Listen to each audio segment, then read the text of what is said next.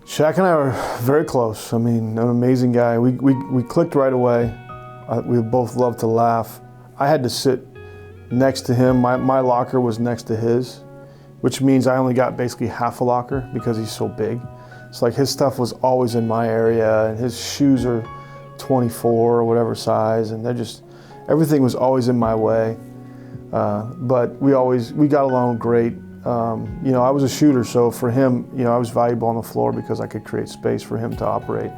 He was a big part of why I actually got to play, because he threw me the ball all the time. So when I was making shots, I knew the ball was coming from him, and he always like move me over and say, "Here, shoot it," We clicked off the court as well. He's just a fun person. He's a big kid. He's really smart. He gets how life works in America. So he's super sharp and savvy on that side of things. I needed suits. I didn't have any suits. I didn't have any money when I made the Lakers. So he bought me suits. Anything I needed, he was there. He just said, "Look, you tell me what you need, I got you." But it goes even further than that. Like when my dad passed away when I was 27, I was playing in Europe.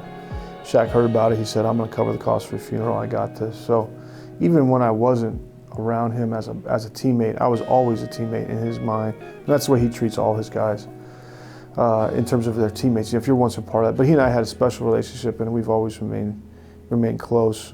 There's love there for sure. Last time I saw him, he had his statue done at Staples Center, and I brought my son with me, and he said every time I used to play in the games, my free throws would be a little bit off, and I'd look over your dad, and he would say, "Move that elbow in," and he said, he like made this noise, and my son was cracking up. He said, then I started making everything. So even then, like just recently, like we have this funny relationship, but he's such an amazing person, and who would have thought the contrast in sizes, he's a gigantic mammoth human being. But we still maintain friends, and he was just an amazing player, but amazing teammate too. But yeah, Shaq took care of me. I mean, he looked out for me. He was there for me when I needed him. It's very similar to my relationship with God. I mean, going through hardships in life is gonna happen. That's for sure. And taking care of our basic needs, that's part of what God promises. He promises to take care of us. And so there's an aspect of my trust and faith and love for him that comes from that, knowing that he's gonna take care of me.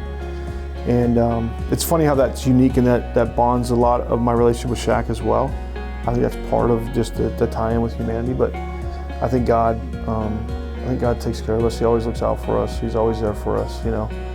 That's the unique relationship I have with Shaq, but that's also a unique relationship I have with God. I think that's the way our lives can be seen through God's lens. That He is there for us, and He will be there to take care of us. I'm Mike Penberthy, and I play for Him.